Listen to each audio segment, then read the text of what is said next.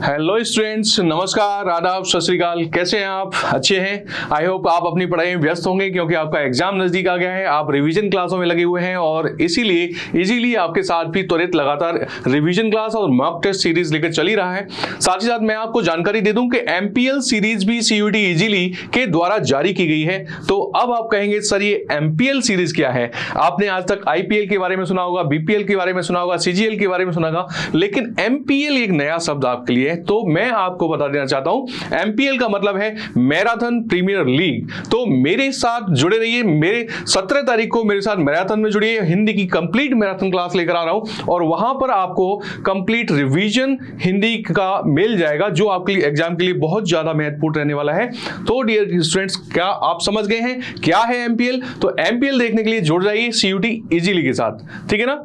चलो, आज की क्लास हम पढ़ रहे हैं। आज की क्लास में पढ़ने वाले हैं स्टूडेंट्स रस। तो रस क्या होते हैं, रस का अर्थ क्या है और हिंदी में रस का क्या मतलब है, क्यों इन्हें प्रयोग किया जाता है, तो मैं आपको बता देता हूं। क्या? क्योंकि बिना रस के हमारा जीवन ही अधूरा है। अगर जीवन से रस निकल जाएगा तो नीरस हो जाएगा जीवन। ऐसे ही काव्य की शोभा बढ़ाने के लिए रसों का इस्तेमाल किया गया है। जहां हम काव्य में रस को इंक्लूड करते हैं, वहीं काव्य की जो पंक्तियां हैं एक सुंदर रस के रूप में अभिव्यक्त होती हैं और हमारे कान में घुलनशील कविता या पंक्तियों के जरिए हृदय में उतर जाती हैं। तो उसको कहते हैं रस। रस कितने प्रकार के होते हैं, प्रमुख रस कौन से हैं, रसराज किसे कहा जाता है, वहीं श्रृंगार रस को रसराज कहा जाता है। श्रृंगार रस की बात करते हैं, यहां रौद्र रस की बात करेंगे, अद्भुत रस की बात करेंगे, वीर रस की बात करेंगे और सारे रसों की चर्चा आज की क्लास में हम करने वाले हैं। अगर आपकी एग्जाम में सीयूईटी क्लास में, सीयूईटी पेपर में आपके रस से संबंधित कोई भी प्रश्न आने वाला है तो सामान्य जानकारी के साथ साथ बहुत महत्वपूर्ण एग्जाम्पल के साथ आज ये क्लास होगी। वहां से आपका कोई भी क्वेश्चन आपकी क्लास से आपके एग्जाम में ऐसा नहीं हो सकता कि ना आए, ठीक है ना। तो जिन्होंने रस अब तक पढ़ा है वे और रिवीजन कर लें, जिन्होंने नहीं पढ़ा है वे समझ लें। तो जुड़ते हैं क्लास में, क्लास को आगे लेकर चलते हैं। तब तक आप अपना काम कर दीजिए, मैं तो अपना काम कर रहा हूं। आपका काम क्या है? आपका काम है सीयूईटी इजीली चैनल को सब्सक्राइब करना है यूट्यूब पे जाकर और ऐप डाउनलोड कर लेनी है माई प्ले स्टोर में जाकर। वहां से सीयूईटी इजीली को डाउनलोड कर लेंगे। सीयूईटी के साथ साथ इजीली के बहुत सारे चैनल हैं। आपके भाई, आपके दोस्त जिस चीज की तैयारी कर रहे हैं, चाहे वो जेईई नेट की तैयारी कर रहे हैं, नीट की तैयारी कर रहे हैं, एसएससी बैंकिंग की तैयारी कर रहे हैं, तो वहां आपके लिए बहुत ही महत्वपूर्ण प्लेटफॉर्म है। वहां से आप अपने ऐप डाउनलोड करके ऑनलाइन तैयारी कर सकते हो, क्लास कर सकते हो बहुत ही आसान फीस में। सो डियर गाइस, मैं आपको ज्यादा इधर उधर की बात न करते हुए ले चलता हूं सीधी अपनी क्लास पर और देखते हैं हम रस के बारे में। रस क्या है? मैंने थोड़ा इंट्रो दिया रस का, जिससे आपके समझ में तो आ ही गया होगा कि रस क्या होता है। रस काव्य की शोभा बढ़ाता है और रसों के प्रकार। तो आइए चलते हैं, परिभाषा से शुरू करते हैं। रस का शाब्दिक अर्थ है आनंद। बिल्कुल सही, रस का शाब्दिक अर्थ क्या होता है?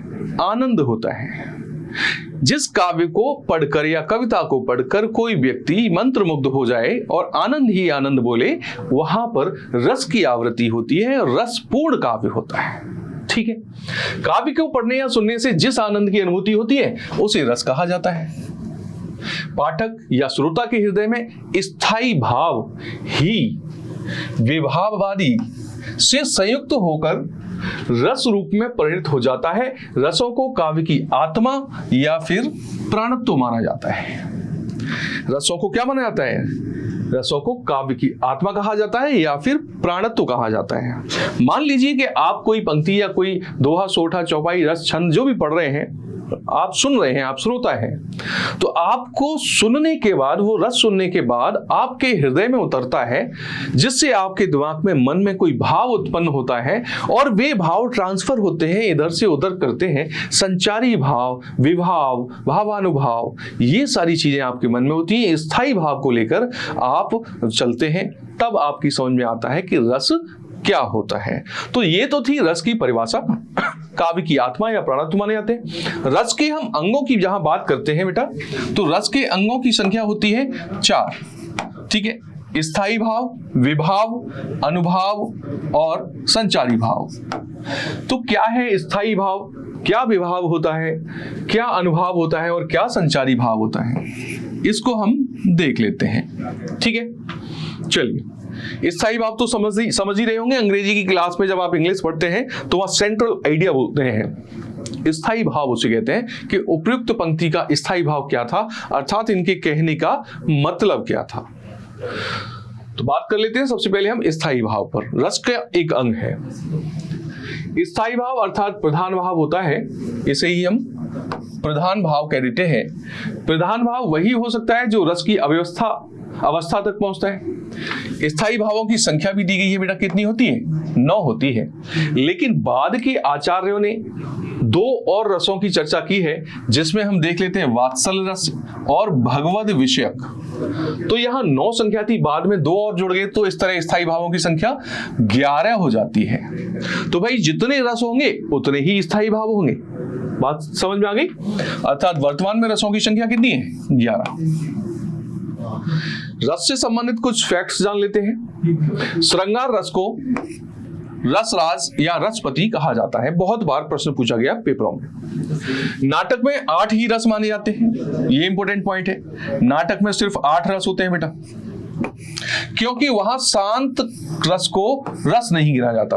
तो आपसे यह पूछ लिया जा सकता है कि नाटक में किस रस को नहीं गिना जाता, तो आप कह सकते हैं शांत रस को नहीं गिना जाता। ठीक है पवन बाबू, चलिए आपके साथ अपने सहयोगियों को क्लास से जोड़ दीजिए और सभी को बोलिए कि क्लास चल गई है। रस की क्लास है, जैसे कि पिछली क्लास आपने पढ़ी थी अलंकार की क्लास, जहां आपको आनंद आया था और बहुत सारे इंपोर्टेंट क्वेश्चन वहां से मिले थे, वैसे ही आज की क्लास होने वाली है। तो सभी लोग फटाफट से जुड़ जाएंगे बेटा।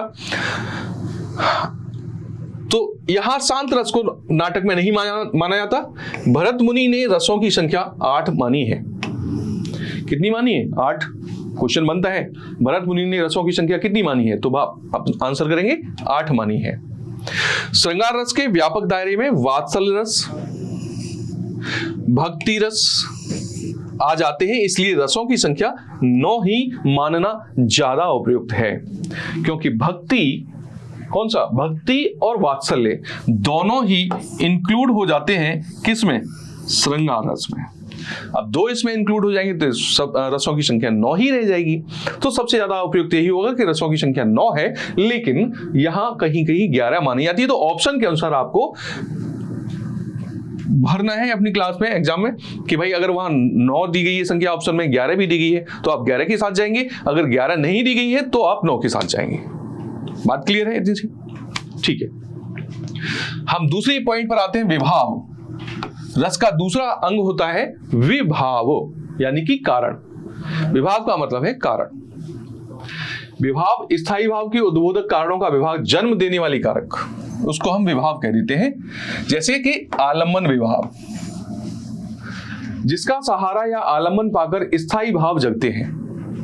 आपके अंदर मन में बहुत सारे भाव तो हैं, लेकिन कोई उकसाने वाला हो या फिर कोई ऐसी घटना घट जाए जिससे आपके दिमाग में एक विचार आए और उस विचार से सोया हुआ भाव उठ गया, तो जो सोया हुआ भाव है मन के अंदर, उसे ही हम आलम्बन विभाव, उस भाव को उठाने वाले विभाव को आलम्बन विभाव कहते हैं। आप घर पर बैठे हो अकेले, आपका मन में इच्छा है कि मैं आज ये काम करूंगा, लेकिन आप भूल गए, लेकिन फिर आपका साथी आ जाता है और उसको देखते ही आपको अचानक याद आ जाती है, अरे मुझे तो आज वो काम करना है। तो जो साथी आया है उसके आने से आपके दिमाग में जो भाव आया या उत्पन्न हुआ, उसको हम कह देते हैं आलम्बन विभाव। इतनी सी बात है। जिसे नायक या नायिका, नायक एक एक्टर एंड एक्ट्रेस, इनसे भी माना जाता है। एक नायिका है और एक नायक है, यानी हीरो और हीरोइन कह सकते हैं अपनी भाषा में। लेकिन जब तक नायक अकेला बैठा है तब तक उसके मन में कोई उथल पुथल नहीं है, कोई भाव नहीं है। जैसे ही नायिका का आगमन होता है, एंट्री होती है, वैसे ही नायक के मन में भाव उद्वेलित होने लगते हैं।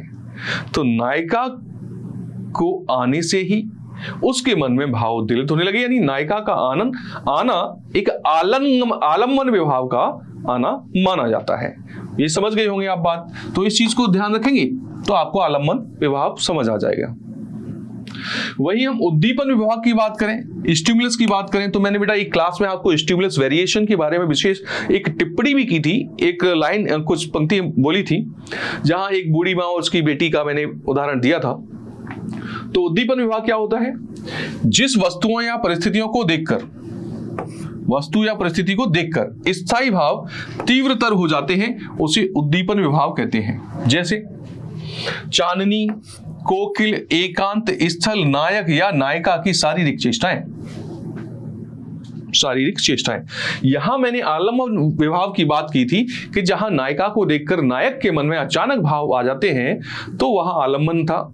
लेकिन वहीं स्थान एकदम ऐसा हो, मंत्र मुग्ध कर देने वाला, ठंडी शीतल हवाएं चल रही हो, पेड़ की ठंडी छाया हो और आसपास घास के मैदान, चिड़िया चहचहा रही हो, कोयल कूक रही हो, तो नायक का मन में जो भाव है वो काफी तेज हो जाएंगे और वो क्या हो जाएगा, उत्तेजित होने लग जाएगा। तो उसके उत्तेजित होने की ये दशा किस कारण हुई है, उद्दीपन विभाव के कारण होती है। तो इस तरह से हम बोल देते हैं बेटा कि उद्दीपन विभाव होता है जिसे देखकर स्थायी भाव में तीव्रता आ जाती है। अब नायक के मन के अंदर स्थायी भाव तो प्रेम का था, लेकिन ऐसा माहौल पाकर उसके प्रेम का जो भाव है वो काफी तीव्र हो गया और नायक उत्तेजित होने लगा। ठीक है स्टूडेंट्स, तो आगे बढ़ते हैं। यहां आपने उद्दीपन विभाव पढ़ा। अब हम बात कर लेते हैं अनुभाव की। अनुभाव क्या होता है? अनुभाव का शाब्दिक अर्थ है भाव का अनुगमन करने वाला। ये विभाव के बाद उत्पन्न होते हैं, ये भी इनका भी एक क्रम है। विभाव के बाद उत्पन्न होते हैं, इसलिए इन्हें अनुभाव कहा जाता है। विभाव को कारण, अनुभाव को कार्य कहा जाता है। नोट कर लेंगे, विभाव को कारण, अनुभाव को कार्य कहा जाता है, अर्थात आश्रय के शरीर के विकारों को अनुभाव कहते हैं। आश्रय के शरीर के विकारों को अनुभाव कहते हैं। ठीक है, और अंतिम भाग की बात करें तो वो होगा संचारी या व्यभिचारी भाव। संचारी या व्यभिचारी भाव, मन में संचरण करने वाले भावों को संचारी भाव कहते हैं। कि मन में उथल पुथल मची हुई है, कभी ये सोचता है कभी वो सोचता है कि मैं ये करूं कि आज वो करूं, कि ऐसा ना करूं या फिर वैसा ना करूं। तो मन में जो विचार लगातार गूंजते रहते हैं, संचारी भाव या व्यभिचारी भाव होते हैं। संचारी भाव की कुल संख्या कितनी है बेटा?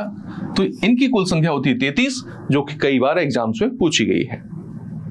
ठीक है, सीयूईटी में नहीं पूछी गई, लेकिन हो सकता है मे बी पॉसिबल पूछ ली जाए। अब हमने रस के जो अंग थे 4, उनकी बात कर ली। सारे अंग हमने समझ लिए, भाव, अनुभाव, स्थायी भाव, संचारी भाव और विभाव। अब हम बात करते हैं रसों के सामान्य परिचय की, और हम सभी रसों को बारी बारी से पढ़ेंगे उदाहरण सहित और उनको समझने का प्रयास करेंगे। तो स्टार्ट करते हैं। सबसे पहला रस होता है, रसों के सामान्य परिचय की बात करें, सबसे पहला रस होता है श्रृंगार रस।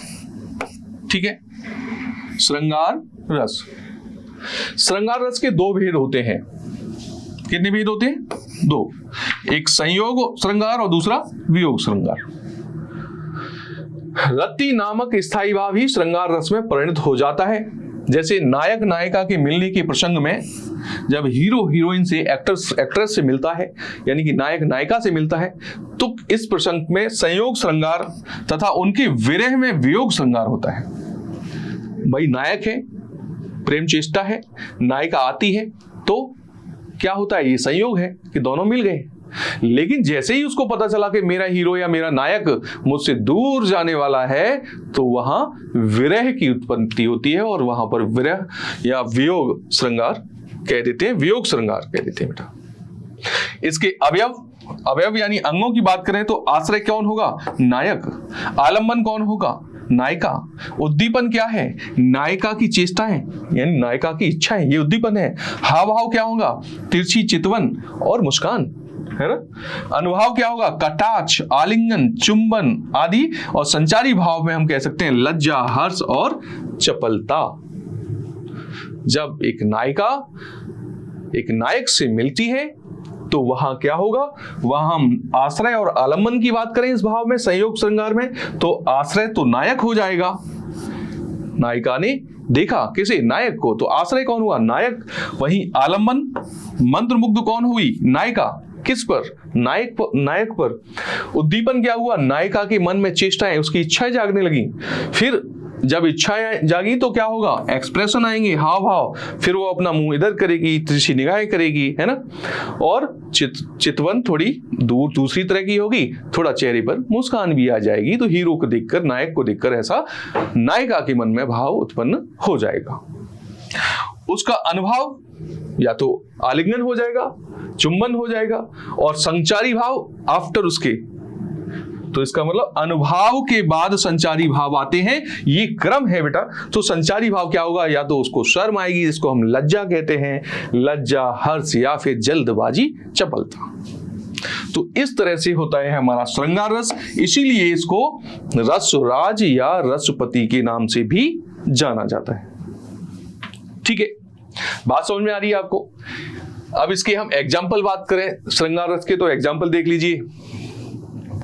निस दिन बरसत नैन हमारे, एक नायिका है और नायक के लिए कह रही है कि निस दिन बरसत नैन हमारे, सदा रहत पावस ऋतु हम पर जबते श्याम सिधारे। यहाँ श्री कृष्ण के बारे में एक पंक्ति है, सदा रहत पावस ऋतु हम पर जबते श्याम सिधारे। हमारी जो ऋतु है, जो मौसम है, वो सदैव एक सा रहता है जब से श्री श्याम की कृपा हम पर हुई है, ऐसा गोपियां कहती हैं।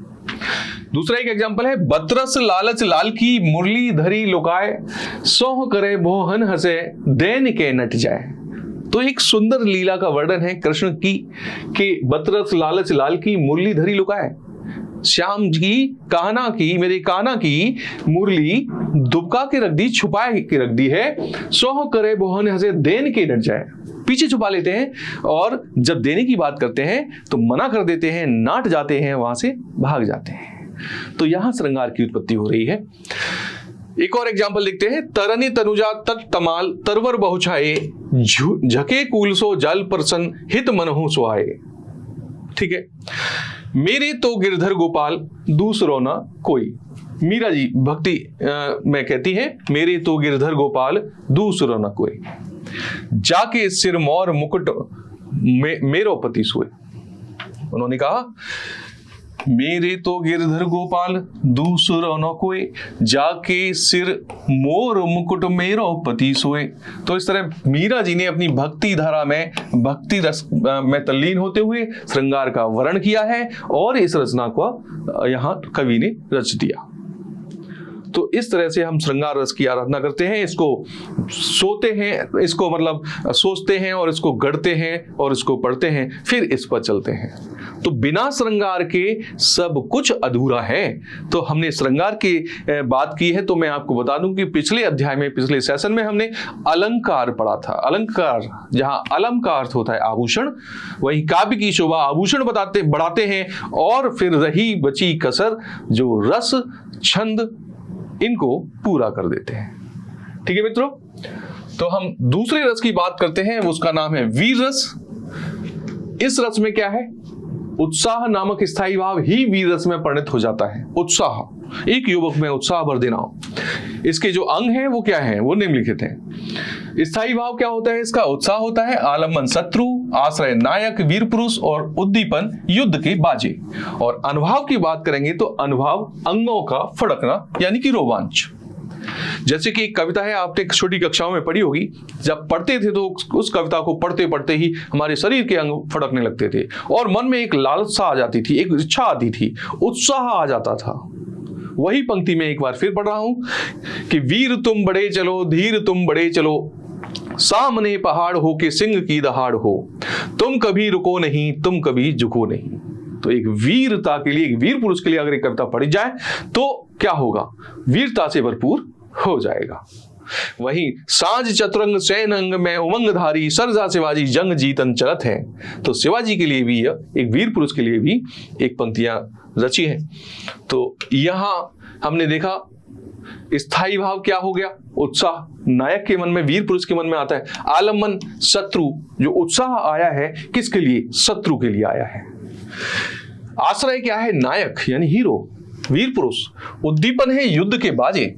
जैसे ही एक वीर पुरुष, वीर योद्धा युद्ध के मैदान में जाता है और वहां नगाड़े और बाजे बजने लगते हैं, युद्ध की ललकार होने लगती है, युद्ध का उद्घोष होता है, वैसे ही उसकी आंखों में रक्त उतर आता है और हाथ में पड़ी नग्न तलवार शमशीर चलने के लिए तत्पर हो जाती है।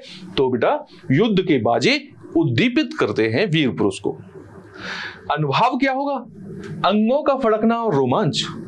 उसकी भुजाएं कांपने लगती हैं। कांपने से तात्पर्य फड़कने लगती हैं। वीर पुरुष की भुजाएं कांपती नहीं है, कभी तड़पती हैं, फड़कती हैं आगे बढ़ने के लिए और युद्ध करने के लिए।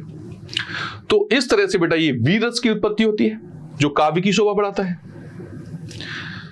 एक शांत की बात करें, शांत रस या फिर इसको निर्वेद कह सकते हैं। शांत रस में हम एग्जाम्पल ही देखते हैं, फिर मैं इसके आलम्बन आश्रय की बात करूंगा, आपको समझाऊंगा। शांत रस निर्वेद नामक स्थायी भाव व्यवहार से संयुक्त होकर शांत रस की निष्पत्ति करता है। ठीक है, तो एक मिनट बेटा मैं आप जरा इसको पढ़िए, फिर बात करते हैं।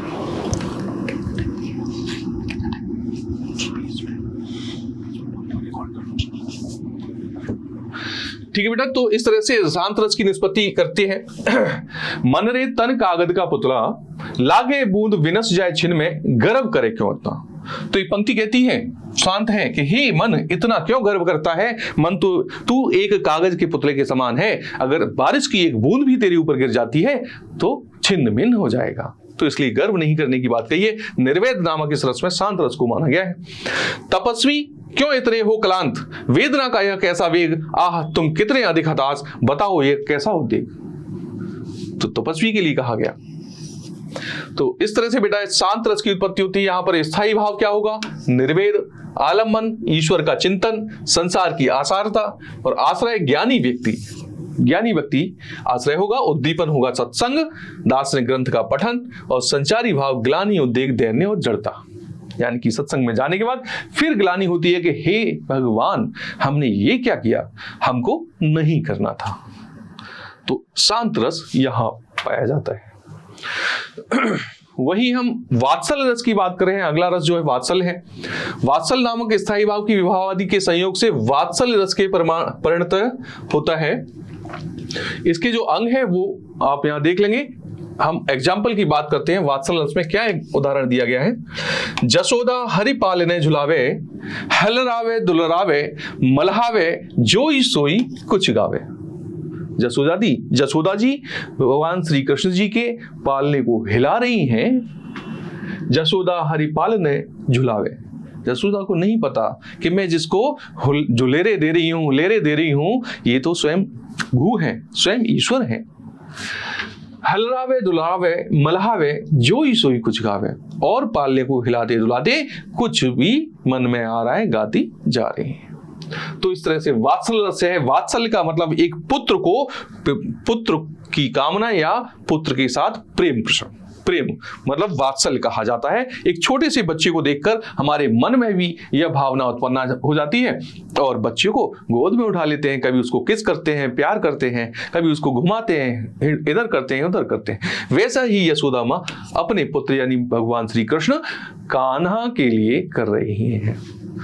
ठीक है बेटा, आगे हास्य रस की बात करते हैं। तो किसी व्यक्ति के विकृत आकार, वेशभूषा, वाणी और चेष्टा आदि से हास्य रस उत्पन्न होता है। आपको ऐसा कोई बेडौल व्यक्ति मिल जाए तो आप उसके शारीरिक अंगों को देखकर हंसने लग जाएंगे, कह रही भाई कैसा व्यक्ति है, तो अचानक से मन में उसका हंसी आ जाती है। जैसे एक उदाहरण आपने अष्टावक्र जी का पढ़ा होगा। अष्टावक्र 8 जगहों से टेढ़े थे। उन्हें देखकर पूरे राज दरबार के सभी लोग हंसने लगे कि इससे पहले उन्होंने ऐसा कोई बेडौल बेढंगा व्यक्ति देखा नहीं था। तो उन्होंने वो पूरे दरबार में कहा, हे हंसने वालों, आप व्यक्ति के शरीर को नहीं उसके ज्ञान को जानिए। तब अष्टावक्र जी ने वहां पर अपना अमूल्य ज्ञान दिया था। तो बेटा यही आकार, वेशभूषा, वाणी, चेष्टा आदि से हास्य रस उत्पन्न होता है। बाकी अंगों को तो आप देख चुके हो, अंगों को यहां पर देख लेंगे। जैसे एग्जाम्पल दिया है, विंध्य के वासी उदासी, तपोव्रत धारी, महाबनु नारी दुखारे, गौतम तीय तरी तुलसी सो कथा सुन भे मनोरंजन सुखारे, वे है शिला सब चंद्रमुखी पर से, पद मंजुल कंज तिहारे, कीन्ही भली रघुनायक जू करना करी कानन को पउधारे। तो क्या है, तो यहां पर हास्य रस की उत्पत्ति होती है। विंध्य के वासी उदासी तपोव्रतधारी महाबनु नारी दुखारी। ऐसा व्यक्ति काम करने लग जाता है उल्टे सीधे तो उसको देखकर हंसी लाजमी है कि आ ही जाती है।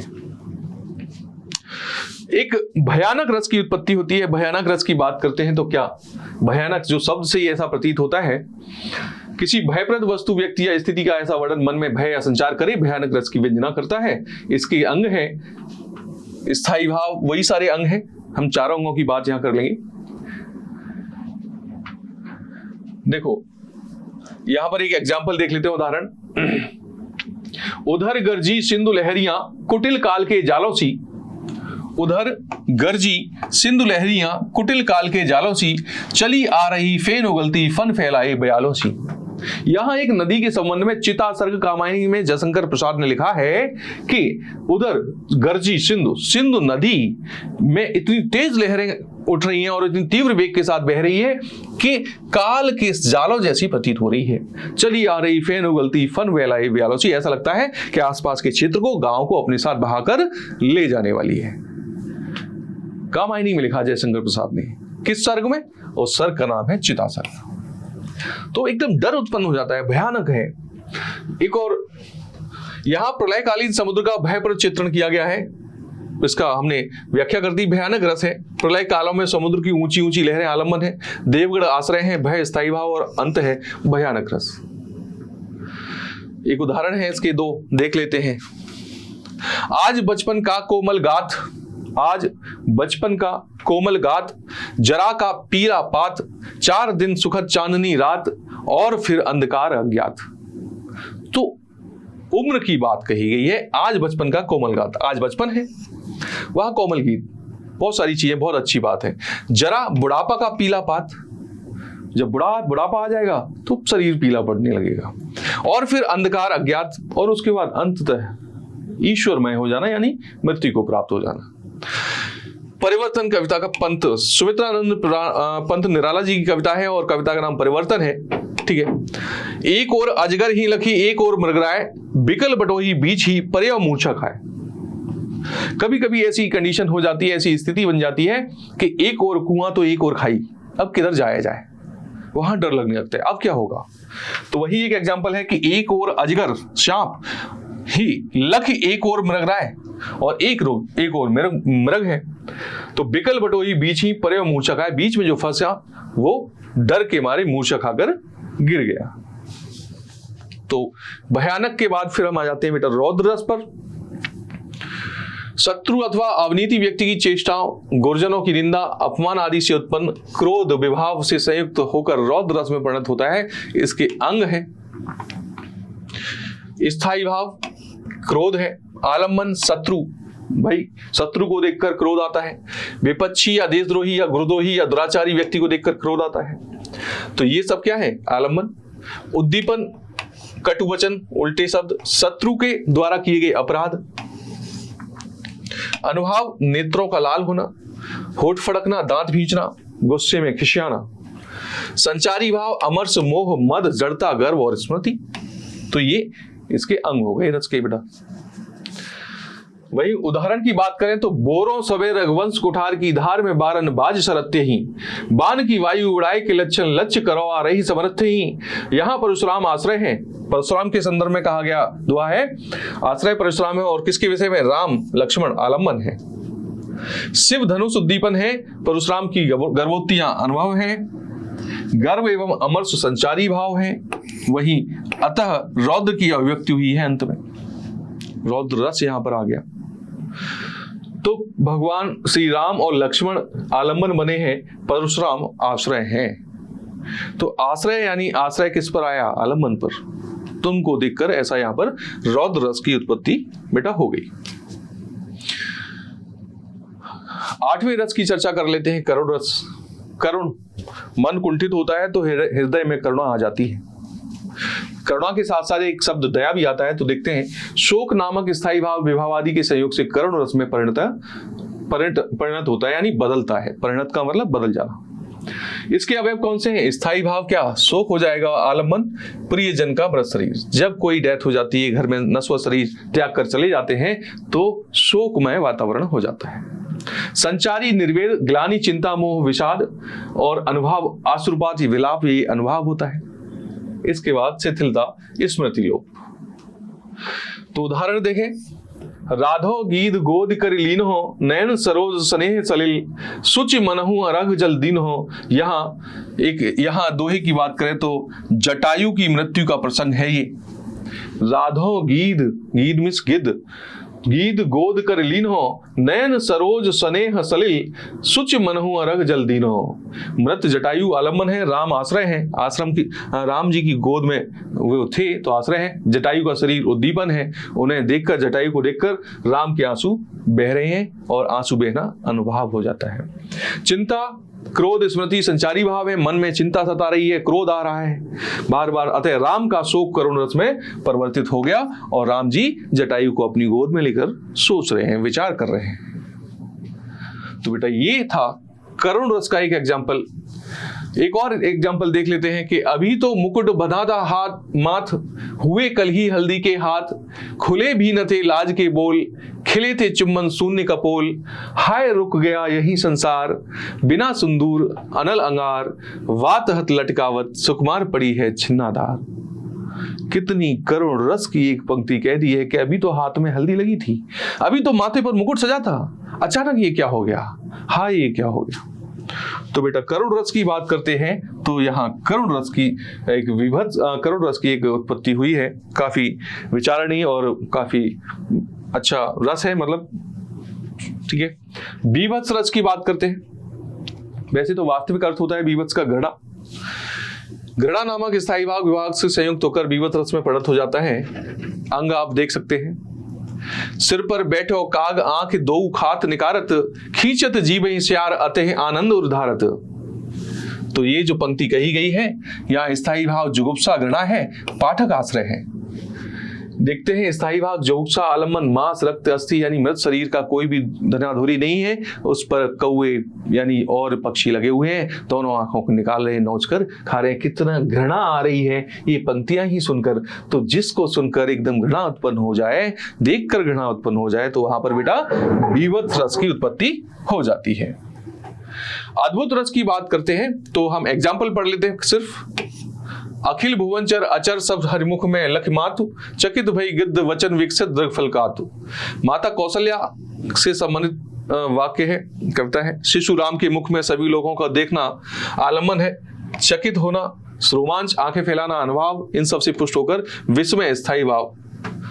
तो कौन? माता कौशल्या ने श्री राम के मुख में क्या देख लिया था?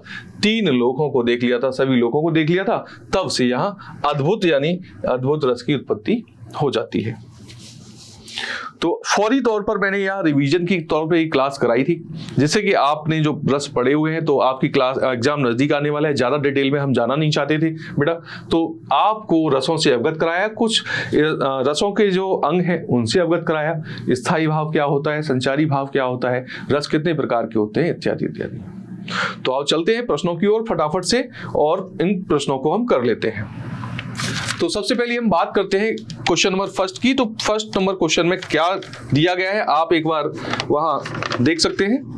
प्रश्न को पढ़िए और फटाफट से बेटा आंसर कर दीजिए।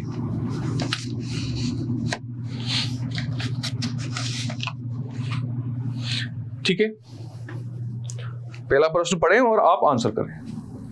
किस भाव की परिपक्व अवस्था को रस कहा जाता है? तो इसका आंसर डी हो जाएगा, स्थायी भाव। स्थायी भाव की परिपक्व अवस्था ही रस कही जाती है। अमर्ष क्या है? एक काव्य दोष है, संचारी भाव है, एक काव्य गुण है, या फिर अलंकार है। तो अमर्ष एक संचारी भाव है। प्रश्नों के आंसर लगाते जाएं और याद है तो आंसर देते जाएं, नहीं तो आंसर टिक कर लें, जिससे कि आपको जानकारी प्राप्त हो जाए। तीसरा प्रश्न है, जो भाव मन में केवल अल्पकाल तथा संचरण करके चले जाते हैं उन्हें क्या कहा जाता है? संचारी भाव, अल्पकाल मतलब कुछ समय के लिए आए और चले गए। संचारी अनुभव, स्थाव या विभाव क्या कहा जाएगा? तो कुछ समय के लिए आने वाले मन में जो भाव हैं वे बेटा क्या कहलाते हैं? संचारी भाव कहे जाते हैं। अखियां हर दर्शन की भूखी, कैसे रहे रूप रस राचे ए बतिया सुन रुखी। पंक्तियों में पूछा गया है कि निम्नलिखित में से कौन सा रस है, वीर, वियोग, शांत या फिर संयोग। जो यहां ईश्वर की बात आ जाती है, चर्चा आ जाती है, तो वहां कौन सा रस हो जाता है बेटा? वियोग श्रृंगार, अखियां हरि दर्शन की भूखी, कैसे रहे रूप रस राची ए बतियां सुन रूखी। अखियां हरि दर्शन की भूखी, तो हरि ईश्वर की बात, निराकार की बात हो रही है, तो संयोग श्रृंगार होगा या शांत होगा या वियोग होगा। तो यहां पर आपका श्रृंगार हो जाता है बेटा वियोग श्रृंगार, क्योंकि गोपी और कृष्ण से जोड़ सकते हैं इसको, तो यहां पर आंसर हो जाता है बेटा आपका। नेक्स्ट क्वेश्चन है, रौद्र रस का स्थायी भाव क्या होता है? रौद्र रस का स्थायी भाव क्या है? उत्साह, विस्मय, क्रोध या फिर भय। रौद्र रस का स्थायी भाव बताएं। रौद्र रस का स्थायी भाव क्या होता है? ठीक है, उत्साह, विस्मय, क्रोध या फिर भय। तो आपका क्या आंसर हो जाएगा बच्चे? यहां पर रौद्र रस का स्थायी भाव हो जाता है क्रोध। ठीक है, गुस्सा की बात हो रही है। क्वेश्चन नंबर 6 की बात करते हैं। निम्नलिखित पंक्तियों में कौन सा रस है? एक और अजगर हिलक, एक और मिल रहा है। अभी हमने एक पंक्तियां पढ़ी, विकल बटोही बीच ही परे मूर्छा खाए। भयानक है, करुण है, शांत है, भक्ति। तो हम यहाँ नेगोशिएट करते हैं, शांत नहीं, करुण नहीं, भयानक रस की बात हो रही है और डर लग जाता है, भय हो जाता है, हमारे मन में क्या आ जाता है? भय उत्पन्न हो जाता है। ठीक है बच्चों,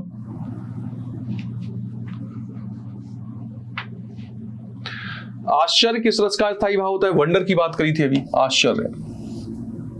अद्भुत रस, अभी भगवान श्री राम के मुख में तीनों लोगों को देखकर मां मूर्छित हो गई, यही हमने चर्चा की अभी लास्ट में, अद्भुत रस पर हमने पढ़ा।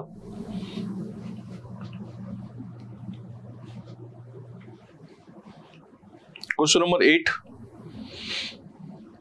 आंसर करें बेटा। शांत रस का स्थायी भाव, तो ये भी हमने देखा था, शांत या निर्वेद। क्या भाव हो जाएगा? शांत या निर्वेद। शांत रस का स्थायी भाव हो जाता है।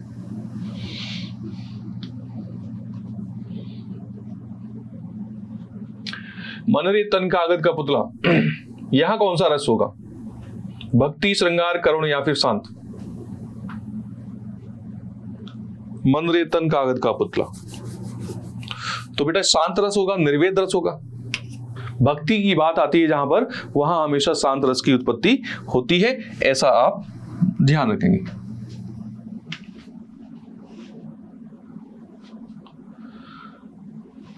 किस रस को सभी रसों का अधिपति या रसराज कहा जाता है?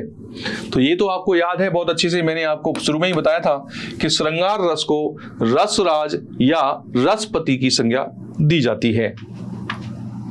अब बढ़ते हैं 11वें प्रश्न के ऊपर, 11वें प्रश्न की ओर। तो 11वां प्रश्न कहता है कि भरत के रस सूत्र में निम्नलिखित में से किसका उल्लेख नहीं है? भरत के रस सूत्र में क्या अनुमान, स्थायी भाव, संचारी भाव या फिर विभाव, किस चीज का उल्लेख नहीं है? तो भरत के रस सूत्र में बेटा याद रखना, स्थायी भावों का उल्लेख नहीं किया गया है।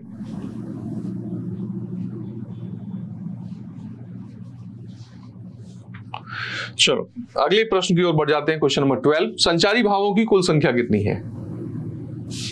ये तो मैंने आपको क्लास में करा दिया ना, 33। तो इतने संचारी भाव होते हैं, पता नहीं किधर से आते हैं किधर चले जाते हैं, मन में उथल पुथल मचा जाते हैं। संचारी भाव कहते हैं जो बहुत जल्दी ही बदल जाया करते हैं। आपके लिए 13वां प्रश्न है, 13 क्वेश्चन नंबर है, आंसर करिए बेटा। वाक्य रसात्मक काव्यम कहने वाले आचार्य कौन से थे? तो ये आप जानते हैं कौन से थे या फिर मैं ही बताऊं? मैंने भी स्टार्टिंग में आपको बताया बेटा, विश्वनाथ थे, भरत नहीं। मुझे ये डाउट था कि आप भरत ही आंसर करेंगे, तो एक नया प्रश्न है, नई जानकारी आपके लिए है, इसको याद रखेंगे। विश्वनाथ।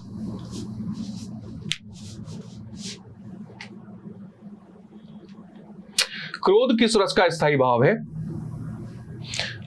आप जान सकते हैं कि जब रौद्र रूप धारण होता है तब क्या आता है? क्रोध आता है, क्रोध की उत्पत्ति होती है।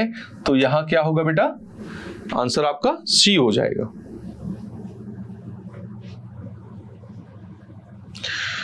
तो नेक्स्ट क्वेश्चन की ओर बढ़ते हैं। क्वेश्चन नंबर 15, जह तह मज्जा मांस रुधिर लख परत बगारे, जित जित छटके हाड़ से कहूं रत्नारे। बीभत्स रस लग रहा है कि यहां एकदम घृणा आ रही है, मांस की रक्त की बात हो रही है, तो ऑटोमेटिकली बीभत्स होगा। जहां हमें घृणा उत्पन्न होती है तो वहां हो जाता है आपका बीभत्स रस।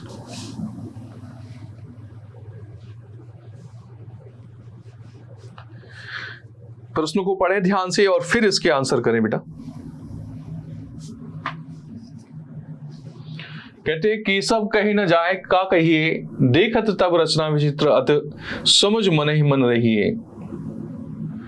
कि सब कही न जाए का कहिए, देखत तब रचना विचित्र अति समझ मन ही मन रहिए। क्या ईश्वर की भक्ति की बात कर रहे हैं? क्या शांत रस की बात की जा रही है या फिर करुण रस उपस्थित है? तो यहां कौन सा रस उपलब्ध है? आश्चर्य करते हैं कि सब कही न जाए को कहिए, देखत तब रचना विचित्र अति समझ मन रहिए। देखते ही वहां आश्चर्य उत्पन्न होता है। तो यहां पर हो जाएगा बेटा आपका अद्भुत रस। बात क्लियर है यहां से?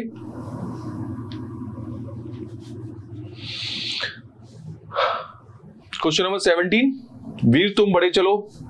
भाई वीरता की बात हुई थी, मैंने पंक्ति पूरी पढ़ के बताई थी कि जैसे ही वीर पुरुष को ऐसी कविता या पंक्ति मिलती है वैसे ही उसके अंग फड़कने लगते हैं, आंखों में उसके भाव आने लगते हैं, आंखें लाल हो जाती हैं और वो वीरता के लिए तैयार हो जाता है, हाथ में खुली शमशीर लेकर युद्ध के लिए तत्पर रहता है। तो यहाँ कौन सा भाव है? हास्य उत्साह। वीर तुम बड़े चलो, तो उत्साह की बात होती है। वीर रस का स्थायी भाव पूछा है, तो वीर रस का स्थायी भाव होता है बेटा उत्साह। ठीक है, आंसर हो जाता है आपका सी सही।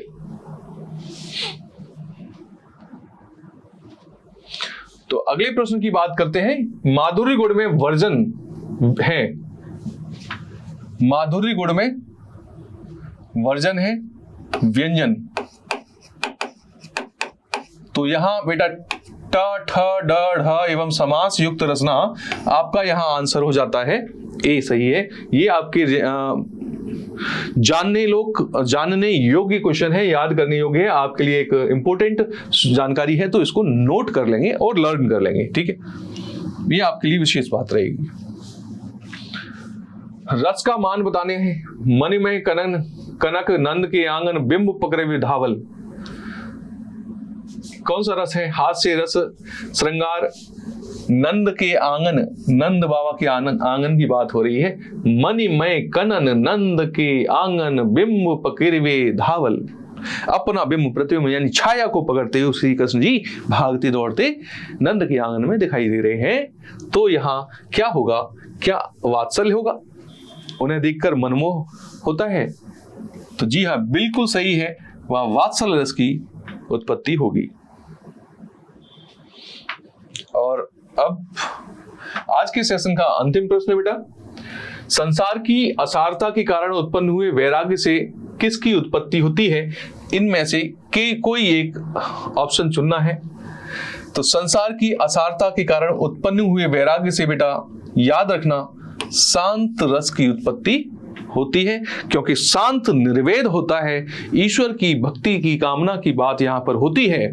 तो इस तरह से यहां निर्वेद या निर्वेद शांत रस का क्या होता है? स्थायी भाव होता है। तो आज की क्लास में इतना ही। मिलते हैं नेक्स्ट क्लास में, यानी 15 मई डे मंडे को, और वहां आपकी लास्ट क्लास होने वाली है। वहां पढ़ने वाले हैं हम कुछ प्रमुख कवि और उनकी रचनाएं। तो देखना ना भूलिए, 4 से 5 क्लास में जुड़ना ना भूलिए। और उसके बाद अपने MPL में भी 17 मई को अपने सभी साथियों के साथ जुड़ना न भूलें। सबके साथ क्लासों को शेयर कर दें कि 17 मई को आपकी क्लास होने वाली है, मैराथन क्लास। जल्द ही लिंक आप तक पहुंच जाएगा। तब तक के लिए बने रहिए इजीली के साथ। Learn with smile. Thank you. जय हिंद।